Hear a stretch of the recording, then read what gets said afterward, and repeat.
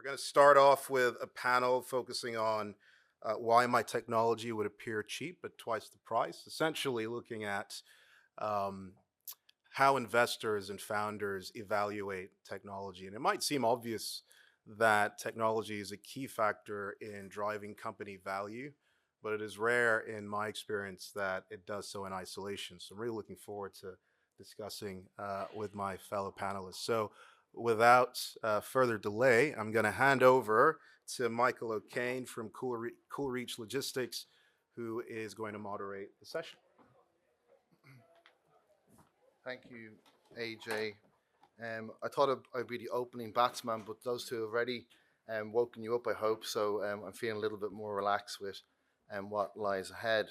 As mentioned, my name is Michael O'Kane. I'm from CoolReach Logistics. I'm here with our CEO, Tushar Madani, and I've been involved in helping companies to ship material for the last 15 years. Sometimes we get the question when we're helping to ship, what is the value of my material? And we ask the question, well, have you not thought that through? So we look at nominal values for customs purposes. And then obviously there are shipments that I've been involved in that we've had dummy vehicles go one way with the material in another vehicle because it's been so valuable. So the scale of how we perceive value is what we hope to look at in our panel discussion today. To my right, we have a very brilliant and interesting panel team from the pre-call we had recently. I certainly expect it to be very fiery and interesting, and will keep you awake after that wonderful lunch. So I will ask from our far right, I'll say the names first. We have Claire Thompson from Agility Life Science. We have Claire Brown from Oxford Science Enterprises. AJ, who you've just been introduced to, from Pioneer Group. Barbara Domayne-Hayman from the Francis Crick Institute. And Michael Murray. If you could all just give a small brief introduction of who you are. Thank you. I can go first, and even though I'm in blue, I'm certainly not far right. I'm Claire Thompson. I'm Chief Exec and founder of Agility Life Sciences. We are an award-winning formulation development CDMO based in Nottingham. I'm also non-exec director of a diabetes diagnostic company. So this is a question that we get asked all the time. How do we value something versus how do the Series A investors value the platform and the proposition? Nice to meet you all. My name is Claire Brown. So I work for Oxford Science Enterprises. So for those of you who don't know, we're an investor group. We've raised £850 million in 2016, and then we've got now raised another 250. So we've got about £1 billion under management, where we look to help support companies in the Oxford ecosystem, and that mostly involves creating companies in conjunction with the University of Oxford, but we also do investments in companies just in the UK that have an Oxford link. So I've been involved in building companies for about the past 12 years, both when I was at Pioneer Group and also when I've joined OSE. And then prior to that, I've been in the pharmaceutical industry for about 15 years, being on the other side. What are the things we'd like to bring into an organisation? So interested to see what the innovative technologies that could be differentiated products for pharmas of the future. So trying to bring some of that expertise in.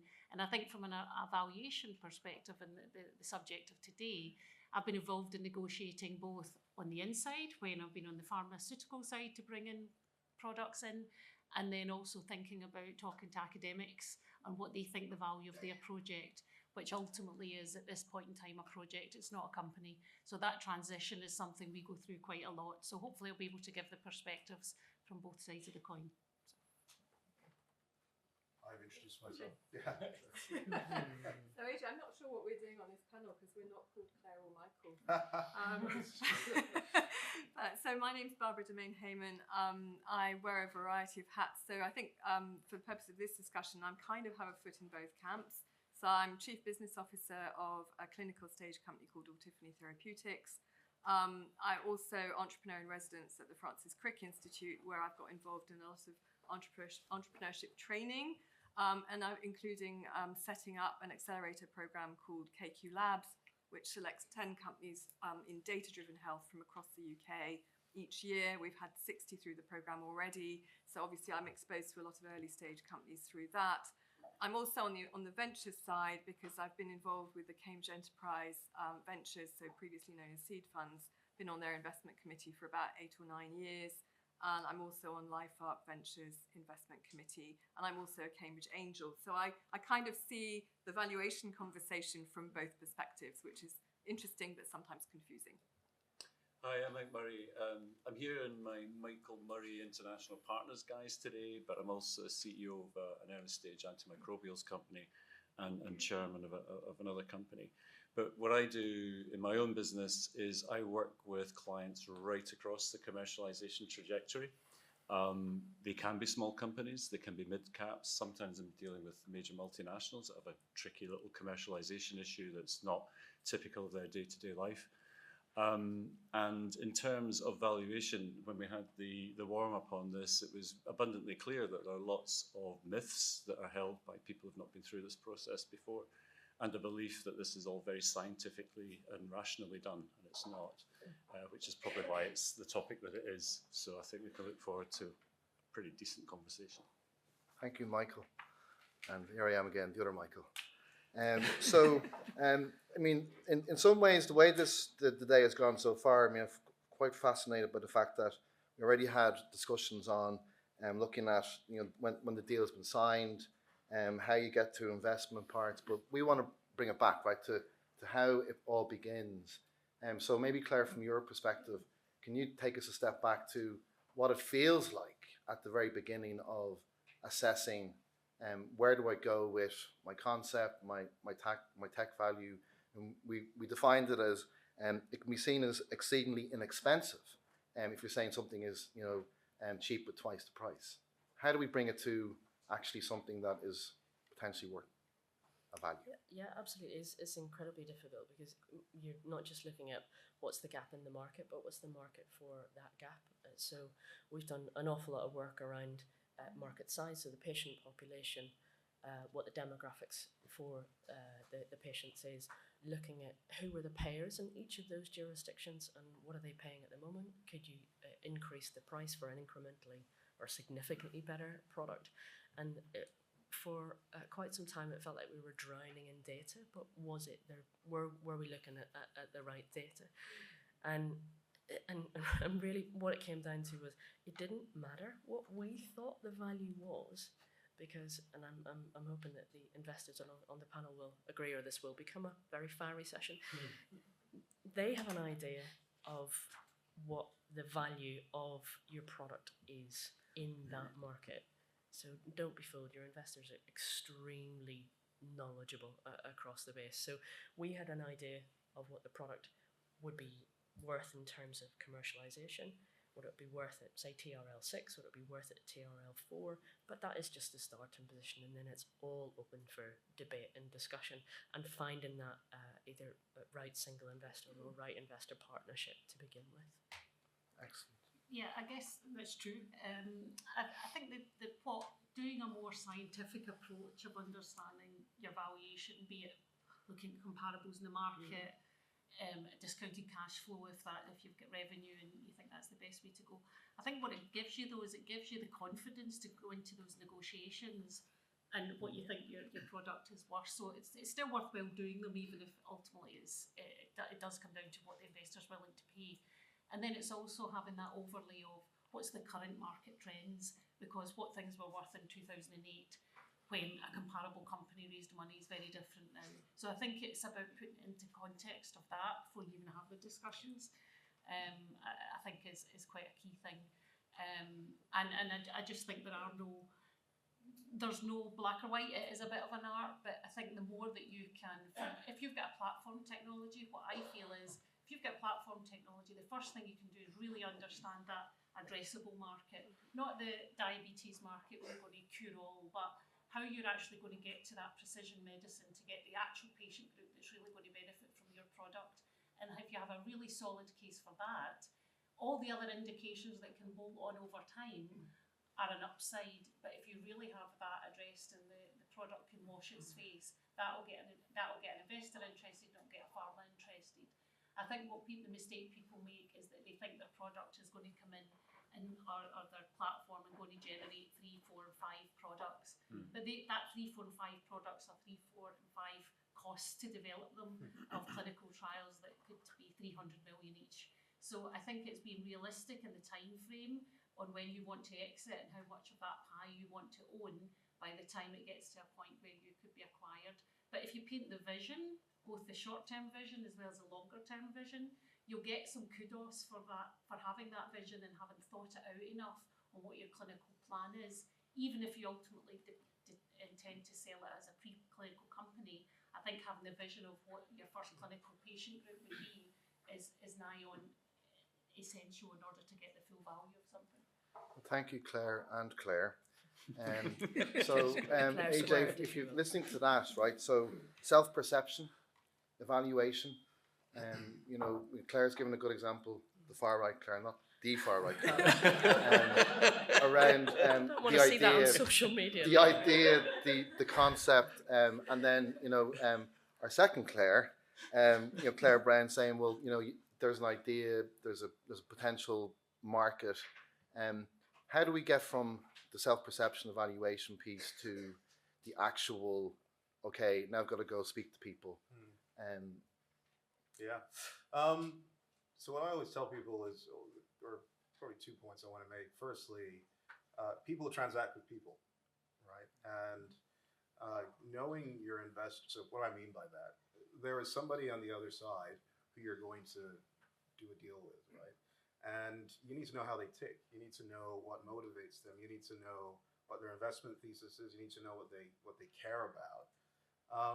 You need to know what they get excited about, right? So if we're talking about you know, making my technology appear cheap at twice the price, somebody who is super bought in and super excited about your innovation, your technology, the market that you're going for various reasons. It might be because, you know, it was something they did during their PhD, or they have experience in industry working in that technology, or whatever that reason is. It's your job to find that out, right?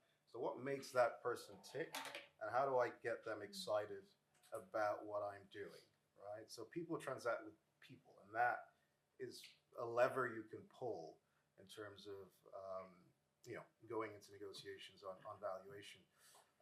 The second point I would make is that valuation, at least in my mind, is a function of risk, and you know, looking at risk across different guises. So there's the, can they build at risk, right? So how far along the TRL, you know, pathway is it? How close is it to being market ready? That's a form of risk. But then there's a, will anyone want it risk, right? Does anybody want to pay for this, right?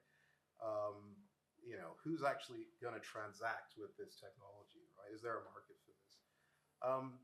Then there's a, well, okay, can they deliver? Can they execute risk, all right? Which is a team risk. Okay, so when you're engaging investors and you're trying to convince them that, you know, this is what your company is worth, you've got to show evidence of how you've de-risked those components, right? De-risk the technology, de-risk, will anyone want to buy this? Will anyone want to pay for this? And de-risk that we're the team that execute on that. And if you're able to do that, then you're far more likely to command a higher valuation. But within boundaries, and maybe Barbara and Michael, the other Michael, can talk about this, because investors have different sort of frameworks and guidelines, positions that they want to take at different stages in a company. So there is always going to be an upper limit. And by understanding your investor, you'll know what that upper limit is. So you know the boundaries that you can play with. But I'll let others maybe talk about that. Just something that resonated there, you talked about the risk though. It's like, investors are not expecting there not to be risk, but what is, how can you get to those decision points, those de-risking points, without a lot of money getting spent? So I think that's always the thing about going into these, is almost if you're in face to face with an investor and your story's too good to be true, the investor on the other side of the table is probably thinking the same. There's more risk in here, and that maybe makes them a bit suspicious. Whereas if you're upfront about some of the risk, because they'll find that out in diligence anyway. If you've picked the best in vivo study, but you've got 3 others that didn't work, you know, I think it's about being a wee bit more honest about it. I think we'll probably buy you a lot more credibility when it does come to those difficult situations. And as long as it's not costing £3 million to find that critical killing point that the project might not go forward, they'd be all right with that. Sorry. And Barbara, in your opinion, at what stage should you be having those conversations with the outside world? Yeah, so I'll take that point, but just to respond to a few of the things that have come up here as well. I mean, rather boringly, I agree with everything that people have said. It's a bit disappointing, but no, I think it's people have covered really important points. I mean, I think what I would agree with is that I think investors have a very clear view at each stage of what they think is a reasonable valuation for that stage of company. And obviously there's a range within that. And of course, to your point, AJ, you want to make sure you're pushing to the absolute top of that range, but they are going to have a clear range. So you're not going to be able to push them outside of that range. And I mean, I agree with Claire. I mean, I think Claire too. I think yes, you can certainly increase your confidence level going into those negotiations if you prepare well. And I think comparables is probably the best way to go. But as you said, depends on market context. And a similar company 5 years ago might have been worth something quite different to what it's worth today. So I agree with all of that. I think to your last point, AJ, I think you do need to understand if investors have particular requirements in mind, because for some investors, they want to take a particular percentage ownership in a company. They have a minimum threshold. And you need to understand that, because if you're not going to be on the same page, then there's not going to be a meeting of minds. So completely agree with all of that. Speaking from the founder's perspective for a minute, I mean, I think you have to be careful what you wish for, because actually it's not always in the founder's interest to push for the highest possible valuation. And I think what's really important is that founders consider the whole fundraising journey that they're going to be embarking on with their company. Because obviously, you're doing your round today, but, in 18 months, you're going to be at least, if not earlier, you're going to be out fundraising again.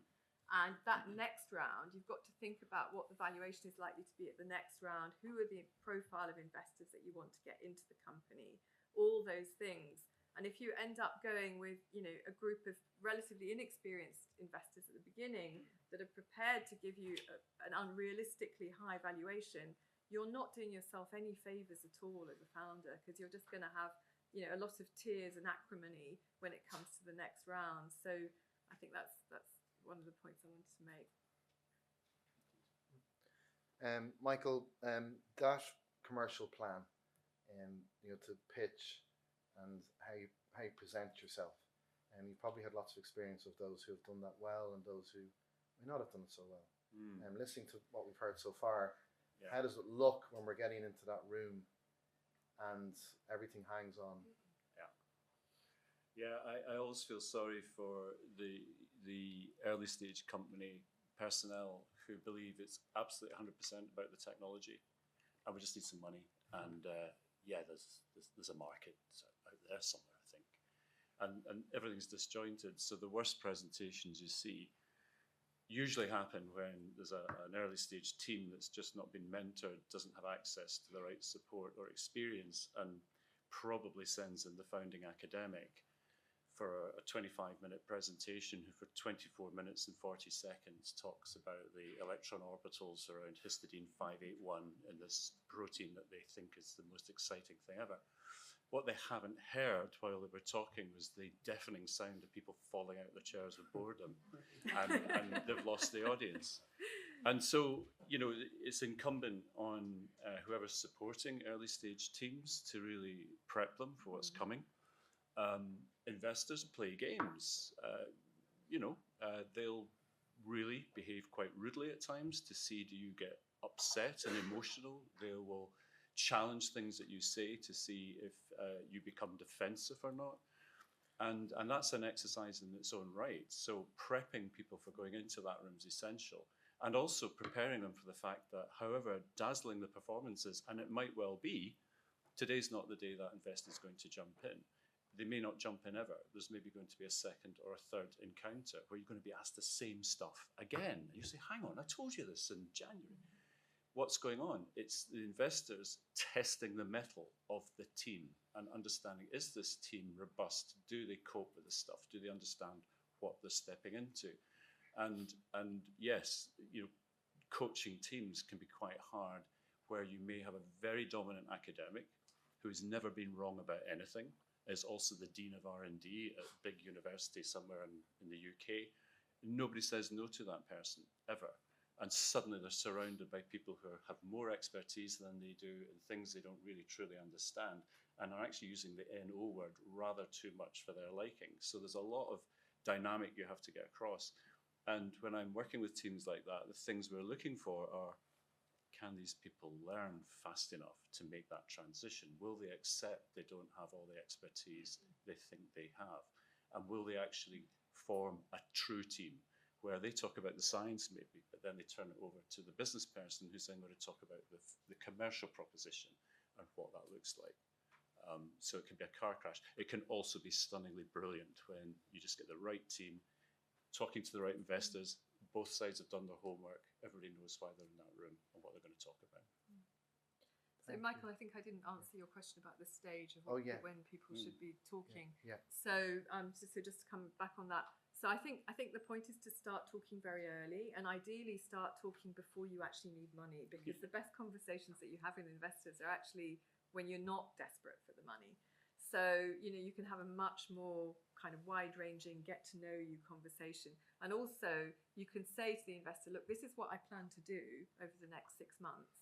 And then when you see them again 6 months later, you say, this is what I said I was going to do. Well, I've done it now, and this is what I'm going to do for the next 6 months. Because part of what they said, I mean, this has been touched on as well, is, can you execute? So you're kind of demonstrating to them in real time that you're executing. So I think, building those relationships over time is really important. So starting early, I think, is really critical. Thank you. We touched on, when we had a chat a few weeks ago, getting not only your team correct, but getting the investment team you're going to face almost to match within reason. Claire, have you had any experience of that where the investment group just don't speak to your model?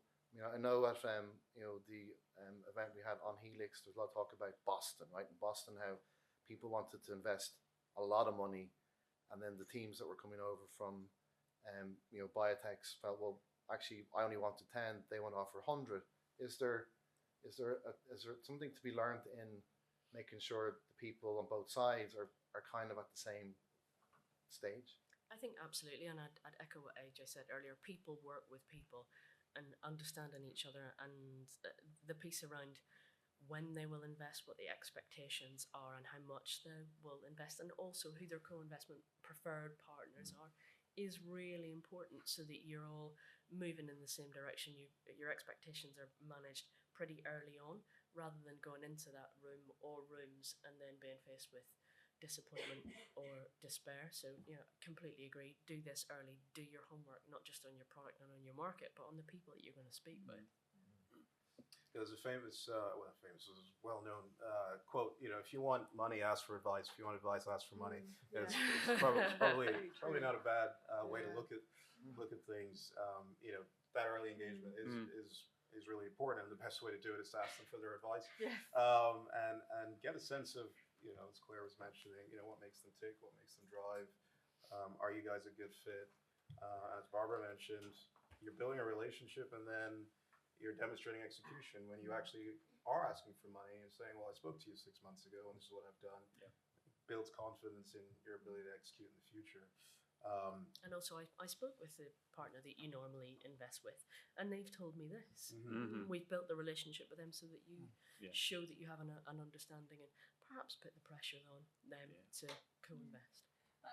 I know this wasn't really the topic, but I think one of the points you mentioned there about the US vision and raising 100 million, where you've gone with a more reasonable 10 million. I think it also speaks to how you set out your story and the ambition that you want to have there, because you actually might need that 100 million. And I think if you're so caught up on the valuation of not wanting to take dilution too much, you'll miss out on that. And I think we all, it's trite, but time is money. But Also, every month that your product's not approved because it's delayed not only means a competitor might get in and get their product approved and then be the incumbent in the market, but that on a billion product a year, that's 100 million a month that a pharma's impacted. So time does matter, and I think if that 100 million might take you further down that journey, get some de-risking value inflection points sooner and keep ahead of competition, you should sort of be conscious of that and have the ambition, because I think in the UK we've got the scientific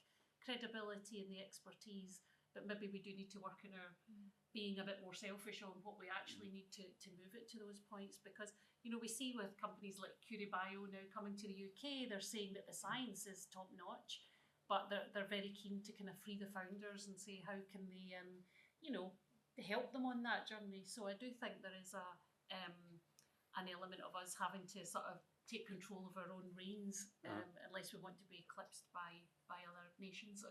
I think that's really interesting. Sorry, I was just to say, I was literally having this conversation with somebody over lunch half an hour ago about the 100 versus the 10 kind of thing. Although we didn't use those numbers, and I was saying, well, you need to go faster. You can go faster. There's a competitive world out there. Somebody else is going to take what you're doing.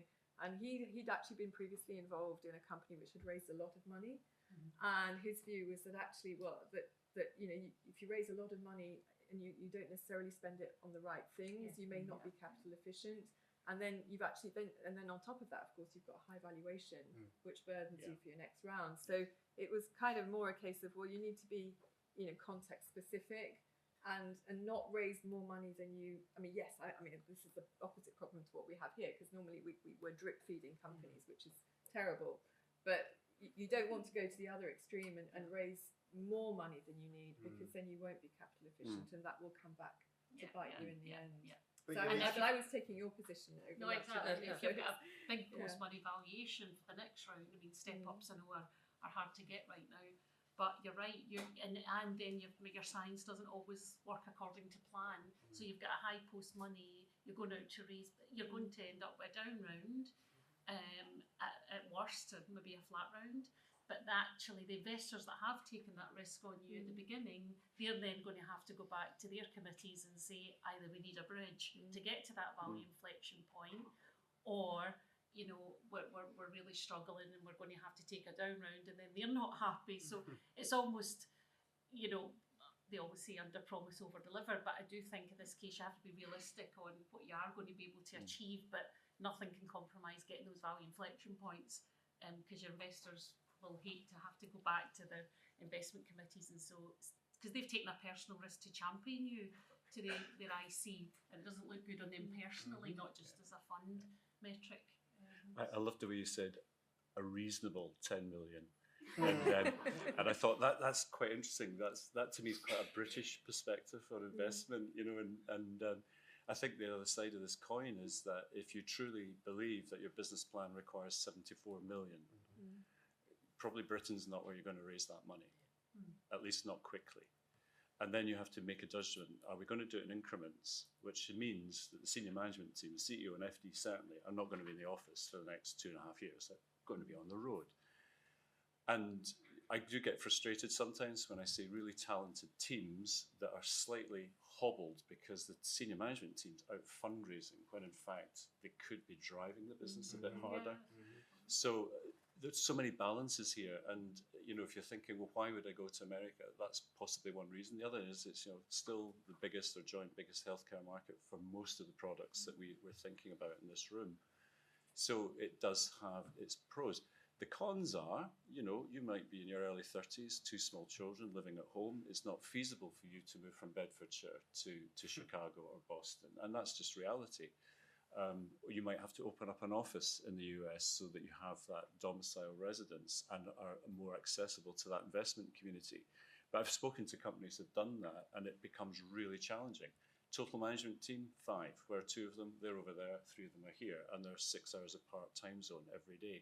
It comes all these challenges. So, to me, when you're thinking about valuation and who you're going to do business with in terms of investors, it's been said before, like everything else you would do, you've got to think, where are we going to end up? Because if we don't know what the destination is in terms of how much money we will have burned to get there, and therefore from whom did we get it and when did we get it, I think it's really difficult. I think you're blinded.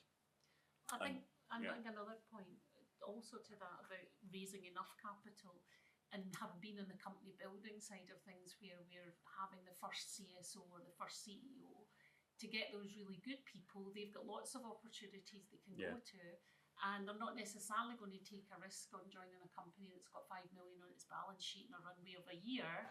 But if you can have the confidence in them to say, you know, we will put rounds of 15 million in just from our side, because we're saying we want that CSO, that CEO, because they will change the direction of where the business is going, and the trajectory will just be steeper. So I do think that's another reason to maybe say not to spend money capitally and efficiently, but actually just to be able to get you that right team that you maybe don't quite have, because it will work wonders with your investors. And you want to be putting those good people in place, not necessarily your investors for you. So I heard a great phrase once from an American bodyguard. He wasn't very intelligent, but he looked the part, and he said, "If you ain't got it, if you got it, flaunt it. If you ain't got it, flaunt it anyway." So you know this is what we're doing. You know, you've got to believe what you're doing and sell that promise. You're selling a promise, aren't you? Hope, dreams. Yeah. You know, you can't guarantee an outcome, but what you can guarantee is that your team believes in it, sees a way to get the product to the market. And that's, I mean, I think an investor, correct me if I'm wrong, is going to be far more inspired by that necessarily than that there's 2 Nature papers behind the science. I think it's a double act. It's maybe reinforcing what's been said already in terms of, you know, your vision and then your implementation. And I think people either have one or the other, right? Or it's a lot of the cases people have either one or the other. They've got great vision, haven't really figured out the steps to execute on that vision, the inflection points that are going to get you to that vision. And the flip side is you have people who are really good operators, who are really good at implementing, maybe aren't so good at sort of presenting the vision and telling the story and having that huge ambition. And I think it's best when you can have the 2 of them combined, right? And it might not exist in an individual, like in one single individual. It might be you need to bring other people on board that are complementary, etc. But it's when you have the combination of you know, huge ambition and vision coupled with credible steps to get there, then it almost doesn't matter what you need to raise, right? As long as there are credible steps to get there. And then you go to the sources of capital that can allow you to achieve, you know, those milestones. I think just picking up on a point that Claire too made.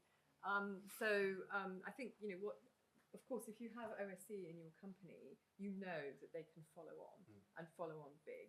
I think what's really important is that when you're building your syndicate for the early stage rounds, is that you have at least one investor in there that can actually follow on and really cornerstone your next round. Because often one sees very early stage companies, they raise little bits of funding from angels.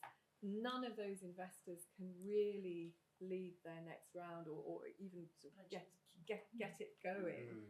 And that means that they have to start from the beginning again each time they're raising funding, which just loses so much time and momentum and credibility. And so obviously if you've got someone like OSE in there, that, you know, it gives everybody confidence that and also often the bridge, that maybe you've not quite made those value inflection points, and therefore you say, right, okay, because we've been sitting on the board, you can see how they've tried really hard and it's just maybe not worked, because science is never guaranteed. But you're more inclined to go out to bat for your company and investment because you've sat on the board and you've seen it firsthand. And then for say we need a bridge to get to the next round, and I've got one right now where I've got to try and do it before Christmas, because it's that similar thing. It's just the markets have gone cold a wee bit on gene therapy, despite what people say, it's a wee bit cold right now. And you know, we just know that company's got some really good data. We just have to hang in there. But you know, there's not many other investors that would maybe have that capability, and certainly not in the company, because we're one of the sole investors. So it's tough.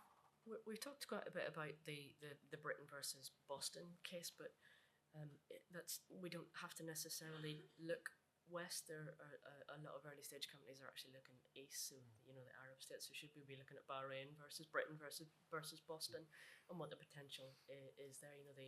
The Arab states, they've got a lot of money. They've got the healthcare systems. They've got a population that is getting older and wider, like ourselves. So there is the need, there is the money, there are the investment funds. Yes, fewer than here and fewer than the States, but perhaps we need to look at the political changes that are afoot in the US and whether that might impact on the funding, or whether that's already baked in. We potentially have a vaccine skeptic who's in charge of health and innovation. AJ, Barbara, Michael, final words. So to avoid speed dating and long-term relationships, what are your top tips to finish off with about how to get through those initial stages of how I can make my technology seem better than cheap at twice the price? It's a lot of what we discussed already. I think to add to that, maybe warm introductions are really important. Investors see a lot of opportunities from everywhere. We looked at 700 opportunities last year. I don't know what the number is going to be this year from across the UK. So we have a deluge of information that people are having to sift through to identify the 5 or 6 they're going to invest in a single year, right? So getting a warm introduction puts you on the top of that pile, right? Because I'm getting that introduction from someone I trust, someone I think is credible, someone that has delivered in the past. Those are all signals to me that, okay, this is worth spending time taking a look at. So as much as possible if you can. And that comes with building as big a network as you can. The one asset that you can develop more than anything is your network, right? And think about your immediate network, people you know, and then think about the people they know, right? And get them to introduce you to the folks that they know, and so on and so on. So that's an asset, without any money that you can really sweat. And I always tell folks, look, focus on that, build a network, get warm introductions. That's the right entry point to engage with investors. Barbara? Yeah, no, I think that's a really super point, actually. Very, very important. I would just really go back to what's been mentioned already. Do your homework. I think really look at each investor you see. Don't just regard it as like, I've got to meet 70 investors. You probably do have to meet 70 investors, but you need to do your homework on every single one and actually check out who's in their portfolio. If they've got a directly competitive company in the portfolio, think about that carefully, because they will almost certainly take the meeting because they'll want to gather some competitive information. So you need to be careful. So really, really important to do your homework, and that might actually whittle out some of the investors. The warm introductions, yes, of course, and then try to create some kind of FOMO, some kind of competitive tension, and that's really, really hard to do, but that's when you can start to, the balance of power can start to shift a little bit in your direction. If they know that there's another investor or ideally syndicate interested in what you're doing, that's probably your only chance to really push up the valuation. Although, again, be careful not to push it up too high. Exactly. One of the things which I would always advise is look at the pharmaceutical industry and the corporate venture groups. This can solve a lot, or address, not solve, it can address a lot of issues in one fell swoop. VCs are not gurus. They don't have a crystal ball. They play a long game, and it's hedging bets. It's a portfolio approach. There's a good reason for that. The failure rate is high, and they're spending other people's money. So there's a lot of pressure on venture capitalists and others to spend or dedicate that money wisely. How do you do that when you don't know what the future is? When you bring corporate venture capital partner into play, what you're bringing is somebody who is immersed in the business end, quite literally the business end of the product development. They come from a company that puts things on the market and spends hundreds of millions of dollars every year in marketing to keep it on the market, and spends lots of money doing acquisitions to bolster that position, and spends lots of money generating generation 2 and generation 3 of that product and reformulating it and so on. When you do that, what you generally find is that other investors start to feel a lot more comfortable about what you're talking about because you've already turned the heads of people who come from a background which is literally at the business end. And that the stats look quite good on that. If you can bring a corporate VC into a round, usually your hit rate with the VCs is going to be better. So that can cause quite More a big than one. impetus. Yeah, Ideally better to have more than one to yeah. balance it. Yeah. We've got a company, Nucleon Therapeutics, and arguably, we've got 3 corporate investors in that, and the institutional investors, it's a platform technology. The institutional investors didn't quite understand it's all about mapping and genomic variants. The corporates got it immediately, and they could see where the platform could be used across multiple different aspects within industry. But the institutional VCs could only see, well, actually, this is going to, you don't have a product yet, you don't have your antibody, you don't have your small molecule, you don't have your target identified. And that to them was that I won't get the more traditional formulaic step-ups or trajectory that I need to see for my 10-year life fund. So I think that's part of it, is the corporates will get the story and the science probably a lot quicker in some ways. Thank you, Claire. So thank you, everybody. Just final words from me. If you look at your quests section in the app for the event today, there is a survey from CoolReach about the industry. Our CEO is sitting in the audience there. The survey, if you fill that in, if you can find it in quests, and you can enter a draw for one of 3 all-new Kindles. In fact, that's become one of 3 all-new Kindles. If you submit that survey, we'd be very appreciative. And thank you to our panel for a wonderful, hopefully enjoyable discussion. Thank you so much.